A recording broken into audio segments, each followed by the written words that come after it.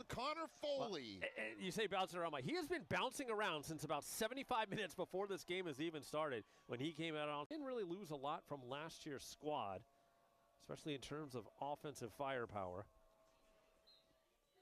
Ground ball on the face-off is picked up by Fairfield's Dylan Smith. The grad student swings it over to effectively for Brown and Fairfield as we're about 4 minutes into the game. Sachs allowed to be back out there with the new face-off rule since he had a violation on the first, couldn't take the second. They'd actually had Henry Brayer out there. Now Sachs comes up with it. He looks back to midfield. 2-1 Fairfield. We'll come back to the face-off X from here at Stevenson-Pinson's Field. And the center for lacrosse and soccer. Ball on the ground. Mark Witt trying to get inside. Dylan Smith able to pick it up for Fairfield as the Stags come away. So the Bears, after getting on the board first, have conceded 3 straight. And here's where you got to be careful about riding that wave of emotion, right?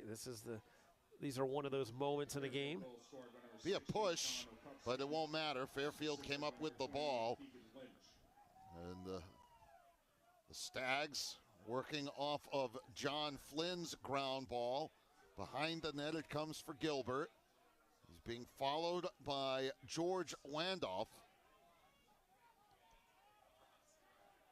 As the Stags have the ball.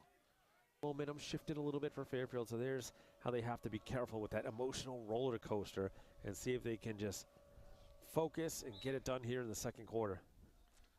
Sachs splits the ball downfield. It is picked up by the Stags, who are attacking left to right now here in period number 2, quarter number 2, I should say. And the Bears doing a good job on the ride. Here comes Wertheim. He's going to pick it up. He's chopped down by Hurst, the goaltender, who gets a whack. Ball comes rolling across midfield to Sweeney. It'll be over. Teams, but nobody seemed to have picked it up. Good job selling it by John Okupski. A violation on Sachs. It's his second violation in the game, which means he can't take the next faceoff, as we talked about earlier. Fairfield looking to expand what right now is a 4-goal run between the first and second quarter. I don't think he was able to track it as clean as he would have liked. Jumped on him pretty quickly there. Bears in desperate need of a face-off just to get possession, but again with Sachs having to sit that one out, they throw Henry Brayer out there.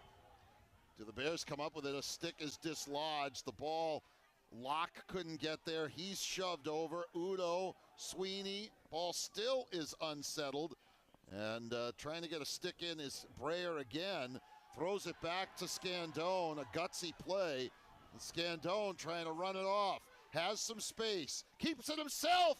And the Colonial, which is, a league that features some teams that have over the years been pretty tough. Teams like Towson and Delaware and Stony Brook, Hofstra, they're Drexel. They're going to set themselves up going into Colonial play pretty well. Yeah, and Fairfield picked 3rd in the preseason poll behind Towson and Delaware. We've already seen Delaware with positive from the sideline. You don't see them hanging their heads, and I think that's important as this team looks to mount a comeback in this one. Henry Brayer on the face-off win, plays it back. That's Samari Staton for Foley. As face-off will be Henry Brayer for the Bears.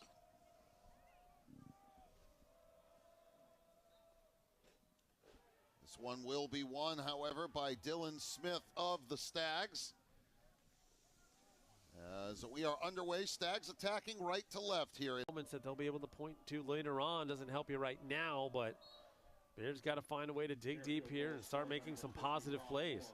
Sachs releases Hopsicker. Shot was dislodged by Radosic. Yeah, and that's what he could do. So disruptive on the defensive end. Didn't have a cause turn matter that, they really have to go out and earn it every day in practice. Talked about what he calls the inner squad dirt dive scrimmages, the scouts versus the starters. And, the big carrot in front of the scout team, if they beat the starters, they're starting that next game. Yeah. So it creates this, this competition constantly happening in practice and scrimmages. And, you know, it creates just an insanely competitive environment, and that's what you want. This is a really good question. Well, the question the Bears need to answer right now is how to slow down this Fairfield attack. It'll be a violation on the Stags, their first violation. But, you know, they've gotten their turnovers. The last Okupski goal, now here comes the snow. Almost on cue.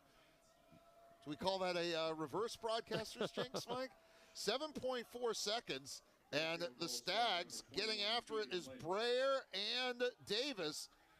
Scooped up ground ball by Michael Dowd as you get turnovers and you don't convert. And then you give the ball back. I think that's almost been the primary storyline. Yeah, and you look at the shot selection for the Bears. Like, where are the Bears shots coming from? A lot of them are coming from kind of the outside. Charlie Cave's shots. Bench, they've still got some good energy going. Yes, you look at the scoreboard, 10-4. Might be thinking over and out, but, you know, Bears still at 9 minutes. They're going to see what they could do to get a little bit closer with each and every shift here. Ball released on the far wing. Witt trying to pick up his man. He's working across the field. Comes Shane Ellis. A transfer from Division III Denison, where he was an All-American. Was able to light it up over there. Comes up with the 11th goal of the day for Fairfield. Out in Ohio is Denison. Trying to remember their mascot, and I can't. Don't look Neither at me. can you. I don't think I ever knew it, so at least I have that. Throwing in the towel.